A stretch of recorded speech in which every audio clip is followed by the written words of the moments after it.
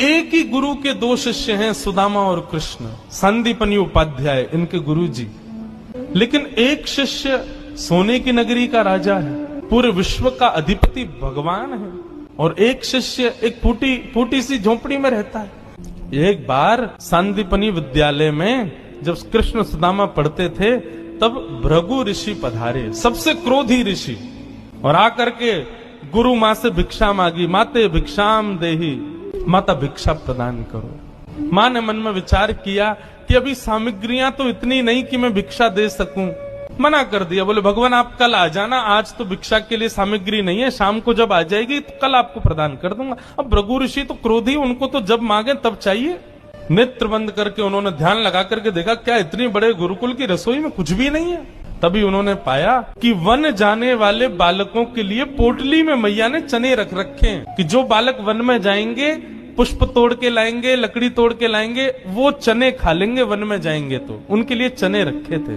भृगु ऋषि बोले बालकों की ज्यादा चिंता है, एक ऋषि द्वार पर आया उसकी चिंता नहीं है। थोड़ी दूर जाकर के अपने कमंडल के जल से श्रापित कर दिया, जो भी उन चनों को खाएगा वो लक्ष्मीहीन हो जाएगा, उसके जीवन से लक्ष्मी चली जाएगी, वो निर्धन हो जाएगा।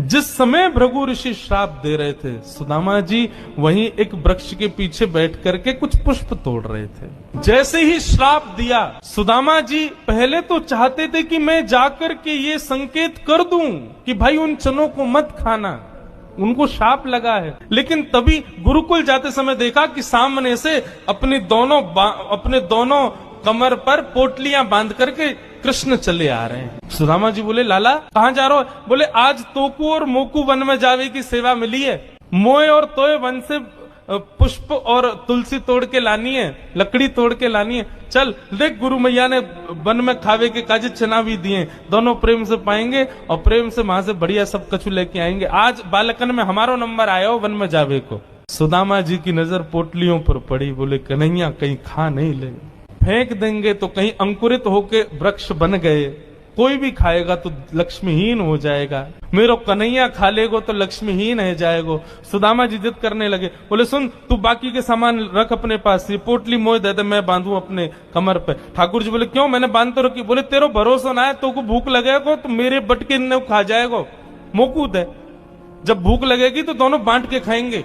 और जिद करके सुदामा जी ने दोनों पोटली अपने पास रख ली। वन में वृक्षों की लकड़ी तोड़ रहे हैं, पुष्प तोड़ रहे हैं, फल तोड़ रहे हैं। सुदामा जी मौका ढूंढ रहे हैं, कब मौका मिले मैं भागूं एकांत में चने खा लूं। तभी जोर की बारिश होने लगी।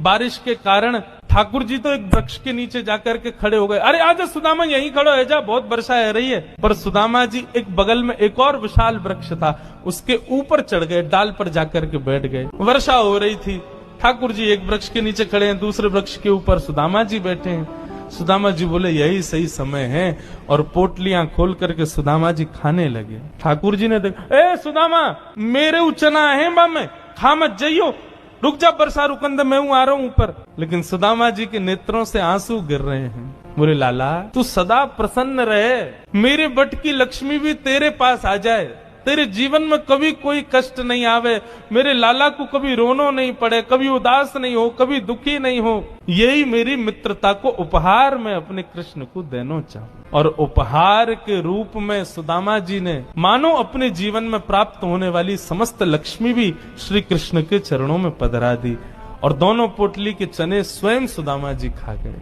द्वारिकाधीश कृष्ण उस दिन तो सोच रहे थे कि सुदामा तूने एक बार भी विचार नहीं किया कि मेरे भी चने थे उसमें, पा गया। सुदामा जी क्षमा मांगने लगे, बोले माफ कर दे लाला, भूख ज्यादा लगी हमारे, खा गए हो। लेकिन वास्तविकता कौन जाने। सुदामा जी महाराज फटी टूटी झोपड़ी में रहते हैं, उधरी हुई धोती पहनते हैं, अन्न जल का तो कोई ठिकाना ही नहीं है, ऐसे घर में रहते हैं। पत्नी बोली द्वारिकाधीश आपके मित्र हैं, आप जाते क्यों नहीं कभी उनसे मिलने? सुदामा जी बोले कहीं मेरी दशा देख करके कोई ये ना सोचे गरीब है, भिखारी मांगने आया, इसलिए मुझे अजीब लगता है। और दूसरी बात ये कि मैं कृष्ण का सखा हूँ, अब कृष्ण तो बढ़िया राजकीय वेश में रहता है, अब मैं ऐसे रहता हूँ, कोई मुझे देख करके कहीं ये ना सोचे ये कैसा सखा ठाकुर जी का, इसलिए मुझे लगता है कि मैं यहीं से ही उनको भज लूं, उनके पास ना जाऊं।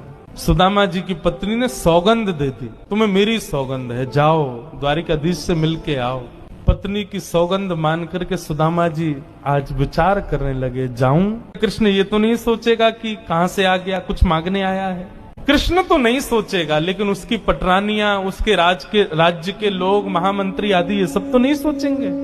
सुदामा जी को बहुत संकोच हो रहा है, लेकिन पत्नी की सौगंध है तो निकल पड़े।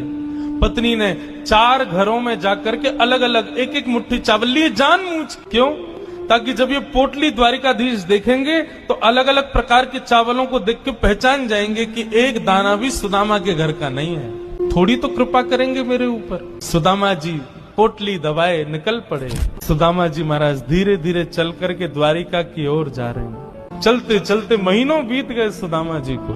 तभी एक व्यक्ति से बोले, भैया द्वारिका नगरी कितनी दूर रह गई है अभी यहाँ से?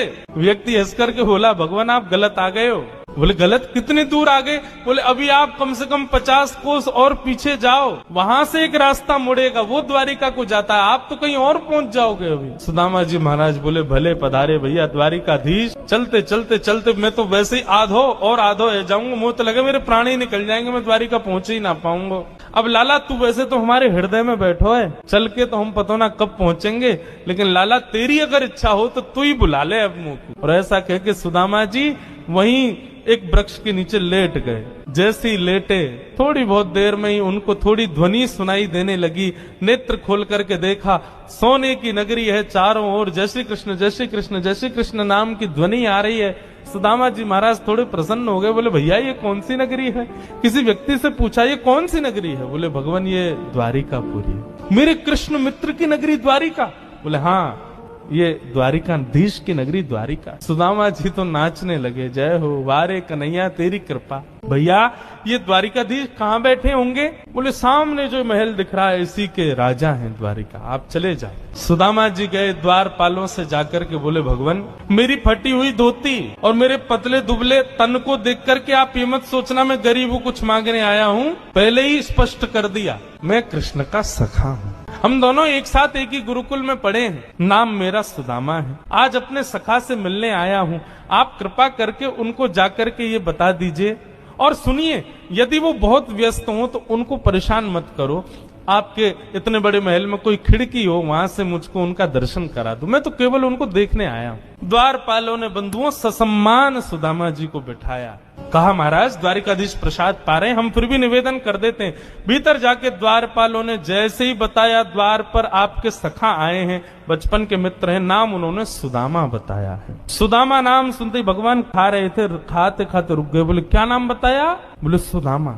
मेरे बचपन के सखा सुदामा आए हैं बाहर? बोले हाँ नाथ सुदामा जी आए। आप प्रसाद पा लीजिए, हमने उनको कह दिया है आप जब निवृत्त हो जाएंगे तब दर्शन कराएंगे। भगवान बोले प्रसाद ये आवश्यक है? मेरे मित्र आए सखाए बाहर खड़े, तुम उनको बाहर ही छोड़ के आ गए। भगवान आज पहली बार बीच प्रसाद से उठ गए, दौड़े। महामंत्री, सेनापति, पत्नियां सब दौड़ रही हैं। ऐसा कौन आ गया जिसके लिए भोजन छोड़ के भागे? द्वार पर दीनहीन सी अवस्था है, सुदामा जी खड़े। भगवान ने जाकर के हृदय से लगा ली। बार बार उनके मुख को देखते हैं, फिर हृदय से लगाते हैं, फिर देखते हैं, फिर हृदय से लगाते हैं। अपने गले में गलवैया डाल करके लेकर के चल रहे हैं। फिर चलते चलते पता नहीं क्या होता है, ठाकुर जी फिर रोकते हैं, फिर हृदय से लगा लेते हैं, फिर चलते हैं, फिर हृदय, बार बार हृदय से लगा रहे हैं और रोने लग रहे हैं ठाकुर जी। रुक्मणी आदि पटरानियों ने ऐसा दृश्य पहले द्वारिका में कभी नहीं देखा। सुदामा जी को ले जाकर के द्वारिका के सिंहासन पर बिठाया।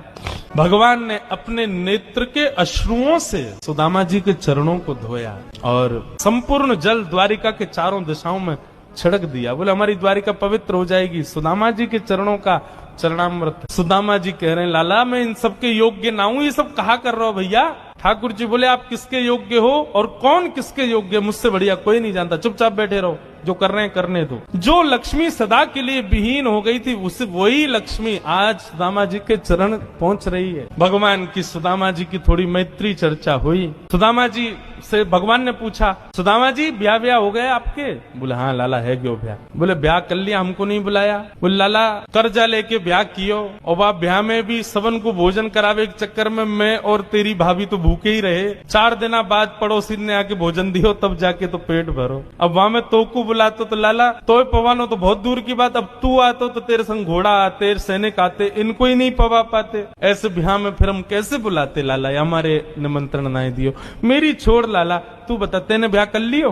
भगवान बोले हमारे ब्याह की मत पूछो, जैसे आपका ब्याह बताने लायक नहीं ऐसे हमारे ब्याह भी बताने लायक नहीं। बोले नहीं नहीं लाला बता ब्याह भयो कि नहीं? भगवान बोले हो गया। अच्छा भाभी कहाँ है? चलो मिलवाएं भाभी से। बोले यहीं बुला? तो बोले नहीं बड़ी जगह चाहिए भाभी से मिलने के लिए। बोले क्यों? बोले अब चलो पता चल जाएगी। विशाल एक सभागृह था, सुधर्मा सभा, और उसमें महाराज असंख्य जहाँ तक देखो भगवान की पत्नियां खड़ी हैं, घूंघट सिर पर रखा है, इतनी सारी माताएं बहनें दूर दूर तक सिर दिख रहे हैं, लाल लाल साड़ी पहने भगवान की सब पत्नियां। सुदामा जी बोले द्वारिका की सब माताएं बहनें दर्शन करने आ गई महात्मा का। सुदामा जी बैठ गए, भगवान ने इशारा किया आओ एक एक करके सब प्रणाम करो। मैं रुक्मणी प्रणाम, देवी चरसो भाग्यवती रहो। मैं जामवती प्रणाम, देवी चरसो भाग्यवती रहो। मैं सत्यभामा प्रणाम, देवी चरसो भाग्य। मैं कालिंदी प्रणाम, देवी चरसो भाग्यवती रहो। मैं भद्रा, मैं लक्ष्मणा, सब प्रणाम करती हुई 500 पत्नियां प्रणाम कर गई भगवान के। जब 1000 पत्नियां प्रणाम कर गई, ठाकुर जी खड़े खड़े देख रहे थे। सुदामा जी बोले लाला यहाँ पे आइयो, कितनी और हैं अभी? भगवान बोले 16,108। अच्छा लाला ये सब अपनी है? भगवान बोले हाँ सब अपनी। वाह लाला तेने इतने सारे ब्याह किए, 16,108। अरे भैया हमें एक में ही बुला ले तो हम भी आ जाते मालपुआ खावे। हमने एक किया वहां में नहीं बुलाया, तू नाराज है क्यों? तेने इतने सारे किए, एक में ही बुला ले तो। ठाकुर जी बोले कितने ब्याहों में तो मैं भी नहीं गया था, मेरे बिना ही ब्याह है गयो, बिना दूल्हा के ही बारात चल गई। बोले लाला देख पतलो दुबलो सो में सुदामा 500,000 पत्नियां प्रणाम कर गई, मेरा तो अभी से बीपी हाई है गो। लाला 16,000 उनको आशीर्वाद दूंगा तो मुंह तो लगा मेरे प्राण ही निकल जाएंगे। एक काम कर, पत्नी तो 16,108 है, पति तो अकेलो तू ही है ना? बोले हाँ। एक काम कर तू मुंह को प्रणाम कर, मैं तू को आशीर्वाद दे दूं। अधीश दंडवत कर रहे हैं और सुदामा जी दोनों भुजा से आशीर्वाद दे रहे हैं। इस दृश्य को देख करके द्वारिका के लोग बलियां लेने लगे। जय हो, धन्य है हमारे द्वारिकाधीश। एक ब्राह्मण को कितना सम्मान देना चाहिए, द्वारिकाधीश से सीखो। अपने राज सिंहासन पर बैठा दिया, ये भी विचार नहीं कर रहे हैं कि मैं द्वारिकाधीश हूँ, मैं जगत नियंता जगदाधार हूँ। साष्टांग दंडवत प्रणाम कर रहे हैं सुदामा जी को। सुदामा जी उनको आशीर्वाद दे।